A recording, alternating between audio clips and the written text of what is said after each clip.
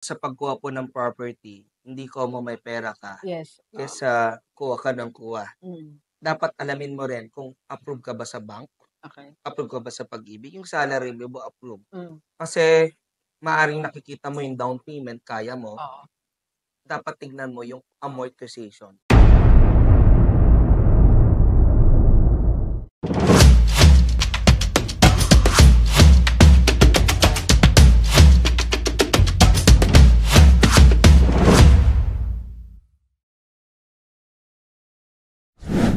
Sir, question naman, kung ordinaryong empleyado lang ako or OFW, paano ko makapagsimula? For example, nasa abroad ako ngayon. I want to own one condo. What will be my starting first step?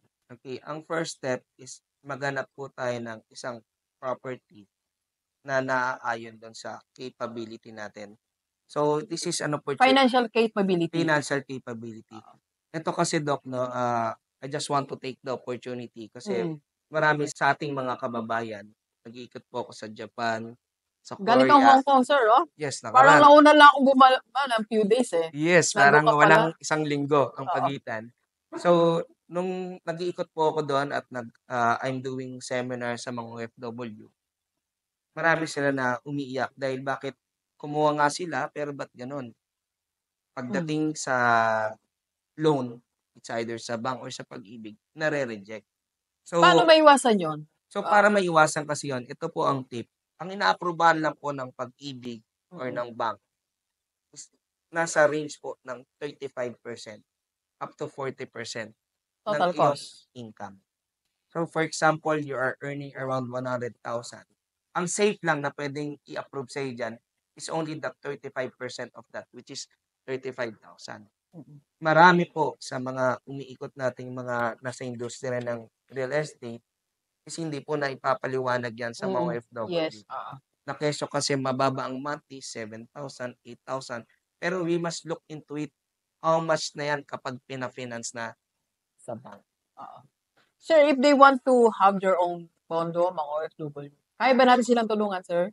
Yes, kayang-kaya kasi kami naman po dito is hindi lang kami basta makabenta.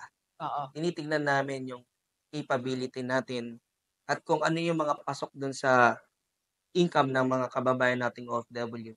Yun yung ino-offer After natin. sale support, meron pa ba? Kasi may mga nakakausap ako na minsan di na nila makausap di na nila makontak yung agent nila. So, kawawa naman kasi mga OFW natin. Like kahapon, sir, meron akong kinoach. Meron siyang property na binili. Sabi, yung tawag dito, ilaw, tubig, ilalagay na ganito. So, inabot ng buwan, hindi nakakabit. So, ending, hindi matiran yung bahay. Paano ba yun, So sir? dito, no, dapat po tignan nyo rin po yung track record ng mga agents na nagbebenta. Kasi, for example, 2 years to pay, 3 years to pay. Ang tanong, after 3 years, connected pa ba sila dun sa Kaya nga, company? paano ba maano yun, sir? Maalis yung ganung problem. Nawawala na yung agent nila. Okay, syempre, no, mag-deal po tayo sa mga may sarili po mga realty or mga licensed real estate broker. Kasi po yan mga yan, hindi na po aalis yan dito. Ito na po yung sinumpaan nilang tungkulin na makapagsilbi sa mga kababayan natin pagdating po sa property. Okay. So, sir, siguro magbigay tayo kahit 3 tips sa mga OFW bago sila magdesisyon na kumuha ng property habang nasa abroad. Okay, so ang unang tip ko dyan para sa inyo is i-assess natin yung sarili natin. Personal assessment. Personal assessment. Personal financial assessment nila. Yes. Oo. Kasi po sa pagkuha po ng property, hindi common may pera ka Yes. kaysa kuha ka ng kuha. Mm. Dapat alamin mo rin kung approve ka ba sa bank, Okay. approve ka ba sa Pag-ibig, yung salary mo approve. Mm. Kasi maaring nakikita mo yung down payment, kaya mo, Oo. dapat tignan mo yung amortization Oo. na naaayon din sa age mo kung ano yung a-approvean ka. Oo. Kasi Doc, dito po, no, bukod dun sa personal assessment ng financial capability nila, dapat yung age din nila pasok din dun sa bracket sa terms of payment. Saka siguro, sir, isa sa mga problema din nila, hindi nila natutuloy-tuloy na bayaran. So, ang nangyayari, pinapabayaan na lang. So, sayang yung mga initial investment nila, sir. Yes. So, tingin ko po, dapat talaga, bago ka kumuha ng property, you will be talagang 100% decided. Oo. Hindi lang basta na naisip mo dahil ito yung monthly, dapat 100% kasi yung pagsasayang po ng pera tapos hindi mo Oo. tinutuloy, it is not refundable lalo na kung ikaw yung reason kung bakit hindi mo Oo. natutuloy-tuloy. Sayang Sayang. sayang yung pinaghirapan niyo mga OFW tapos nakahulog kayo ng 100,000, 200,000 tapos hindi na matutuloy-tuloy. Yes. So, second tip natin, sir, sa kanila. Ang second tip ko rin naman dun sa mga OFW is tignan din natin yung location na binibili natin.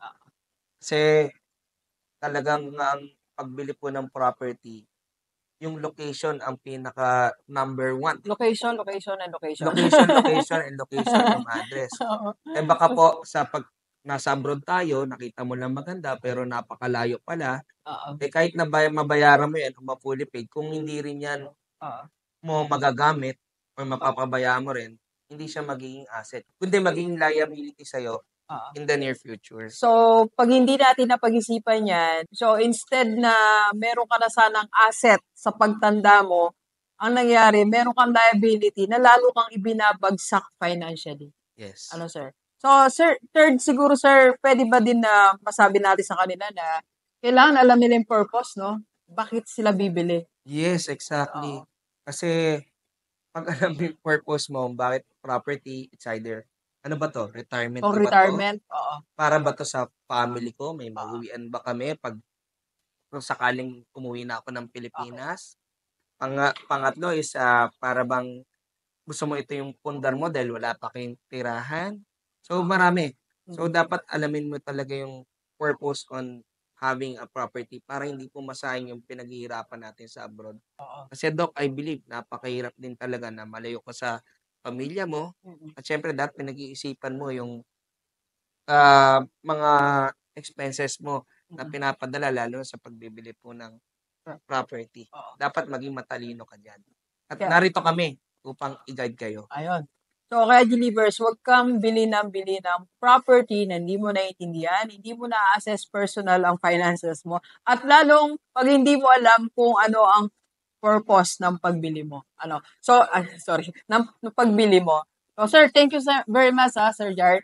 Sir, pwede ba natin silang ma-invite in case they want to inquire kung saan sila pupunta, if they want to start? Okay. Kung gusto niyo pong to know more about sa real estate, no? Pwede niyo pong i-visit po yung page namin na Jayco Gold Realty. Yan po yung may blue badge. So, diyan po sasagutin namin yung mga inquiry nyo. At kung may gusto po kayong malaman pa tungkol sa mga rental, sa mga kung paano kukuha, kung ikaw ay qualified ba, mag-message lang po kayo doon. At the same time po is pwede niyo rin po akong i-personal message sa aking sarili pong Facebook account. It's Jair Dominic C. Obligacion. So, sa mga questions nyo pa, if you want to inquire, PM lang kayo sa FB ni Sir, sa page niya. Yan, nandiyan sa baba. Thank you so much, Sir Jair. Thank you, Doc Gigi. Let's go! Let's go! Kape po tayo. Kape po.